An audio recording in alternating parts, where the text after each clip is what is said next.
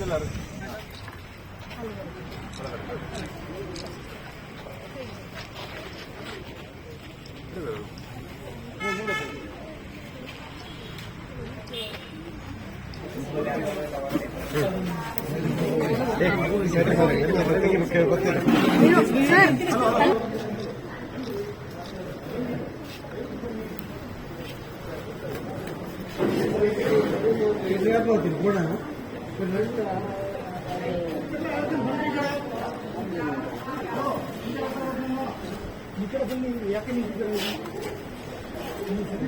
ಬನ್ನಿ, ಯಾಕೆ ನಿಲ್ತೀರಾ ಅಲ್ಲಿ? ಬನ್ನಿ.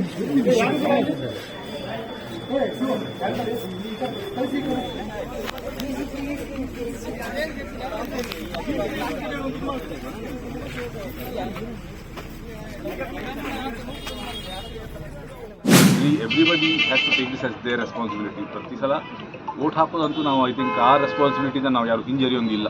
ಯಾಕಂದರೆ ಆಮೇಲೆ ಏನೋ ಕಂಪ್ಲೇಂಟ್ ಮಾಡೋಂಗಿಲ್ಲ ನಾವು, ಹಿಂಗಾಯಿತು ಹಂಗಾಯಿತು ಅಂತ. Good thought. ಬಟ್ ಅದನ್ನು ಅಂದರೆ ಇಂಪ್ಲಿಕೇಟ್ ಮಾಡೋದು ಅಷ್ಟು ಈಸಿ ಅಲ್ಲ. ಯಾಕಂತಂದರೆ 100% ವೋಟಿಂಗ್ ಅಂತಂದರೆ ಹೆಂಗೆ, how do you get people to the booth? It's a tough task. But definitely ಇವತ್ತೆಲ್ಲ ಅಂತಂದರೆ ಅಟ್ಲೀಸ್ಟ್ ಮುಂದೆ ಹೋಗಿ 5-10 ಇಯರ್ಸಲ್ಲಿ ಅಂದರೆ internet is going to be freely available and probably internet ಥ್ರೂನೇ ಪ್ರತಿಯೊಬ್ಬರು ವೋಟ್ ಮಾಡುವಂತಹ ಒಂದು ಫೆಸಿಲಿಟಿನೂ ಬರ್ಬೋದು. ಪ್ರತಿಯೊಬ್ಬರು ಬೂತಿಗೆ ಬರಬೇಕಾಗಿಲ್ಲ. ಮೋಸ್ಟ್ಲಿ ಕೆಲವರು ಇಂಟರ್ನೆಟ್ಟಲ್ಲೇ ಮಾಡುವಂಥ ಒಂದು ಪರಿಸ್ಥಿತಿ ಬರ್ಬೋದು. ಆ ಥರ ಆದಾಗ mostly it will be easier. But otherwise ಇವಾಗ ಅದು ಸ್ವಲ್ಪ ಐ ಥಿಂಕ್ ಇಂಪ್ಲಿಕೇಟ್ ಮಾಡೋದು ತುಂಬ ಕಷ್ಟ ಆಗುತ್ತೆ. ಕಳೆದ ಇಷ್ಟೊಂದು ಆಲ್ಮೋಸ್ಟ್ 18 ವರ್ಷ ಆಯ್ತು ಈಗ ಬೆಂಗಳೂರಿಗೆ ಹೋಗಿ. 22 ವರ್ಷ ಊರಲ್ಲಿದ್ದೆ, 18 ವರ್ಷ ಬೆಂಗಳೂರು, ಆಲ್ಮೋಸ್ಟ್ ಸೇಮ್ ಆಯಿತು. ಆದರೂ ವೋಟಿಂಗಿಗೆ ಇಲ್ಲಿಗೆ ಬರ್ತೀನಿ. ಯಾಕಂದರೆ ಅದೊಂದು ಒಂಥರ ಜವಾಬ್ದಾರಿ ಥರ. ಒಂದು ನಾವು ಹುಟ್ಟಿ ಬೆಳೆದಿರುವಂತಹ ಊರು, ಇನ್ನೊಂದು ವೋಟ್ಗೋಸ್ಕರ ಬೆಂಗಳೂರಿಂದ ಇಲ್ಲಿಗೆ ಬರೋದಿದೆಯಲ್ಲ ಪ್ರತಿ ಸಲ.